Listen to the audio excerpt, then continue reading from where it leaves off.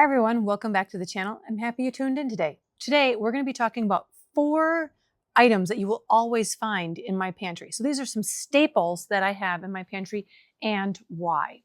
So we're going to start with the biggest box out here, and that is this pasta, this Banza pasta. So if you have kids, even if you don't, so many times, noodles, pasta come into the equation, right? And it's easy, it's fast. This way, if you're looking for a way to be gluten-free or a little bit healthier or get more protein in, you can go with something like a Banza pasta.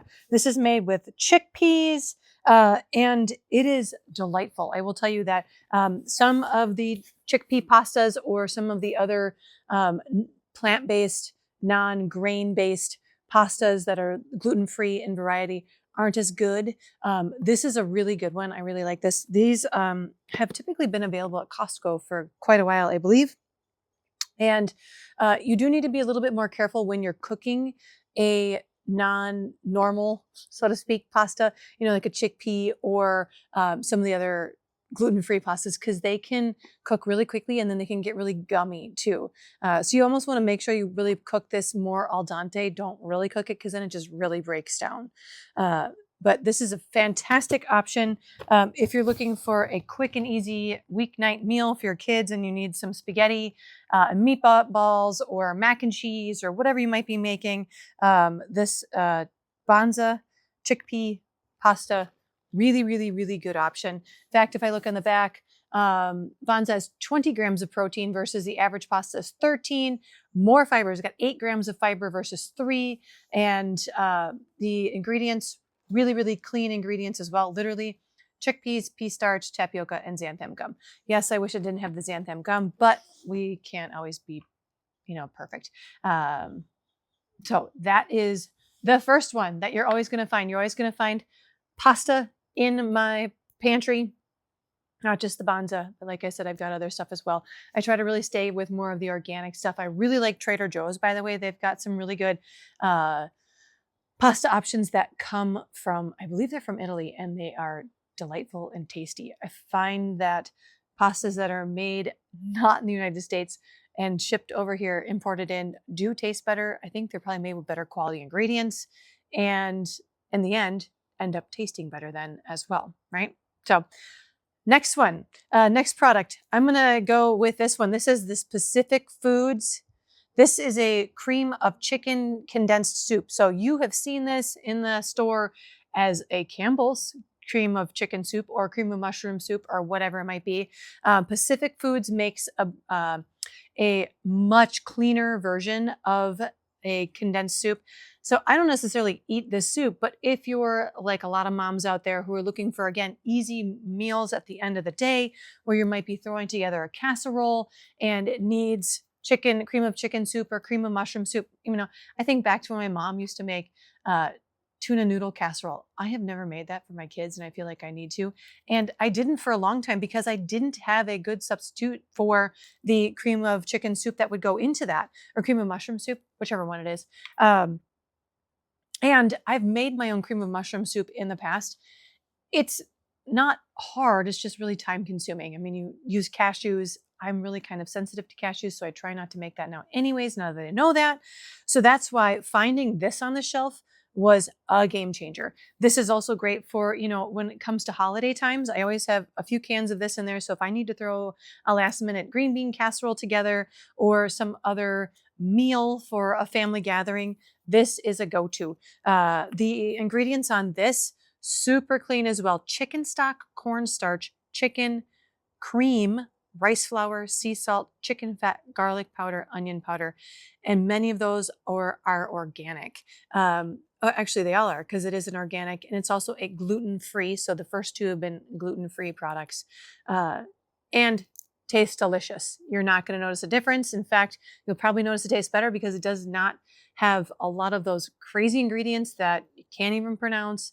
that you're not sure what they are and you know that you probably shouldn't be eating them. So you can find this, a lot of times you can find it in like a Whole Foods or a nutrition store. You can find it online. I'll link everything here below so you can find this on Amazon as well. I find this at my local nutrition discount center, which is literally two doors down from my office, which is really, really great. Next one I'm going to go with is you're always going to find a really clean mayo in my pantry. So this one is Chosen Foods. I also really love Primal Kitchens, and Sir Kensington mayo is also really good. Any one of those three you will find in my pantry at all times. And that is because mayo is, again, really easy for me to throw together a tuna salad or an egg salad for the boys. They love egg salad. We obviously have chickens, so we always have an abundance of eggs, or typically have an abundance of eggs. So I can do a high protein, really high quality meal for the boys in a very short amount of time if I've got the right ingredients on hand. Now, again, why do I like those three that I just mentioned, the Primal Kitchens, the Chosen Foods, and the Sir Kensington? Primarily, it's because they're made with avocado oil, as you can see right on the label, 100% pure avocado oil. Hellman's mayo, whatever the other ones are, because I don't buy them. I can't remember. Duke's, there's a whole bunch of different ones, are made with soybean oil. Soybean oil is an oil that I typically try to avoid as much as possible. It's very inflammatory. It's not necessarily the healthiest thing for us to eat. So again, the ingredients on this, really clean: avocado oil, filtered water, egg yolks, whole eggs, distilled vinegar, white vinegar, mustard, and salt and rosemary extract. You'll see rosemary extract in a lot of things, and that's for freshness. And in this case, you can't taste the rosemary. Now, you could also make your own mayo, right? And I've made my own mayo a number of times. Actually kind of fun to make. I recommend having an immersion blender to make it, because that's really the only way, or like a really high power blender, like a Ninja or something like that. But an immersion blender makes it really simple. But it is oil and eggs and emulsifier, like the mustard is typically you're always going to find those in a mayo. So yeah, you're always going to find a mayo. Not only do I use it in something like egg salad or tuna salad, but I have mayo on hand so that I can also make a killer burger sauce. Oh my gosh. If Matt were here, he would totally be giving me 2 thumbs up behind my back here. I will link the recipe below. The recipe is from Fed and Fit. I love Cassie Joy Garcia's stuff. It is a mixture of mayo, ketchup, mustard, relish. I use my mom's homemade sweet pickle relish. So good. But this sandwich, this burger sauce, oh my gosh, it is so good.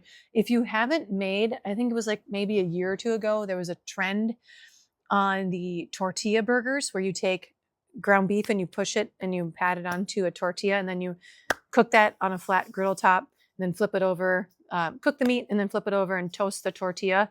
And then you've got essentially like a burger taco. You can put your toppings in the middle.